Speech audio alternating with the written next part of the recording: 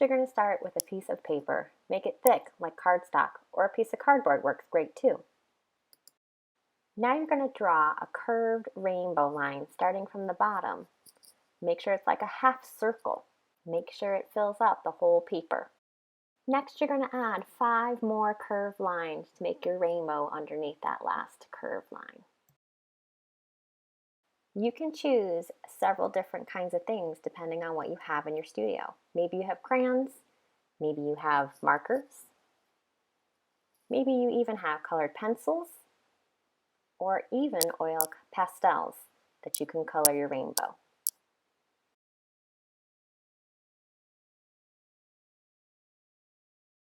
When you start coloring your rainbow, start with red and work your way through all the colors of the rainbow. I'm using lots of different materials. I'm using my crayons, I'm using markers, I'm using my oil pastels and my colored pencils because I wanted to see what they all look like. You can choose what you want to use. Color neatly so there's no white paper showing behind all your pretty colors.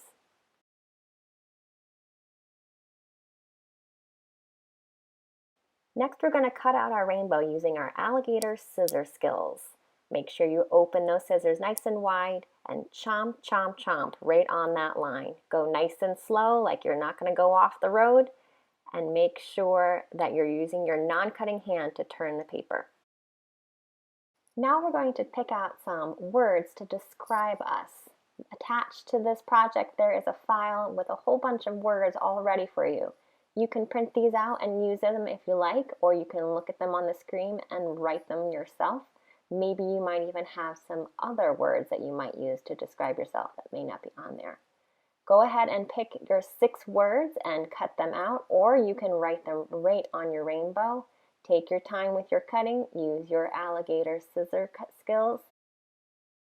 As you're cutting out your words, you can arrange them right on your rainbow, how you want to have them and what order you want to have them in. Think about what other kinds of words would you use to describe yourself? Are these things that you would describe yourself, or would these words be what other people maybe describe you? Think of some positive things about who you are and who you might want to be for your rainbow.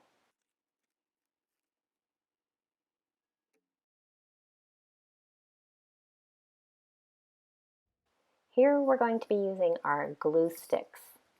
So for those of you who are new, we're going to twist the top off, and we're going to twist very slowly, just a little bit, so our glue comes up over the corner just a tiny bit. We don't need a lot. We're not going to twist our glue stick so it goes all the way up, because if we push it on there, it might squish and get super messy. So let's go back down to just a little bit over the edge.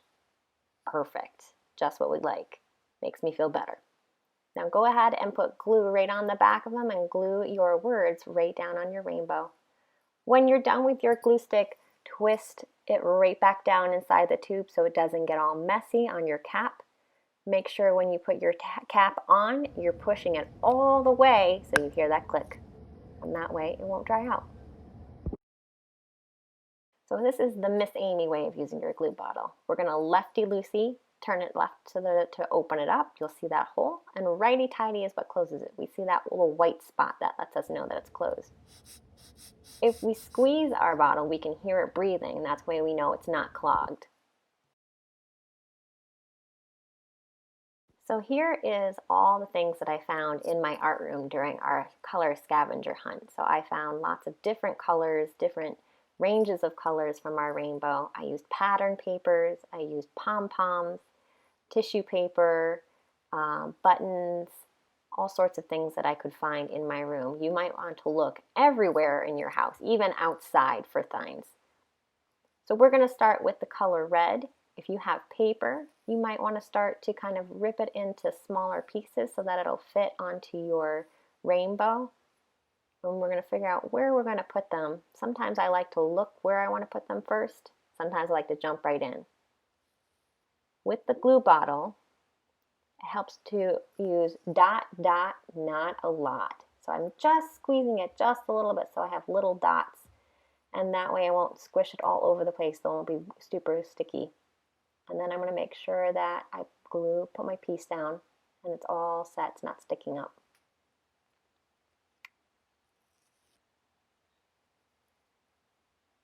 Sometimes it's easier to start by putting the glue on the picture, on the piece that you're going to glue down.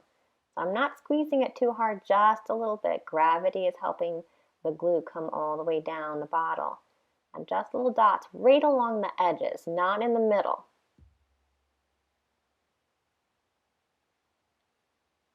And then I use my fingers to push it down, make sure it's stuck.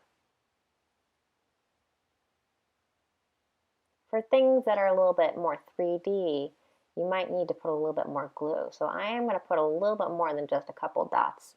I'm going to count and hold it 10 seconds. 1, 2, 3, 4, 5, 6, 7, 8, 9, 10.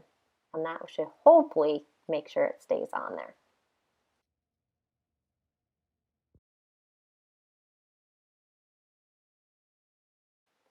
So you can see that I'm not using all the things that I found, but I'm kind of picking and choosing and figuring out where things are going.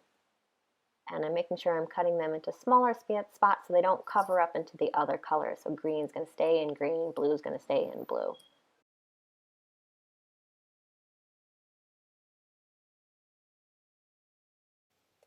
So last thing we have to do is check to see everything's on there. So you're going to turn your piece upside down and see if anything falls up. Oh, we lost something.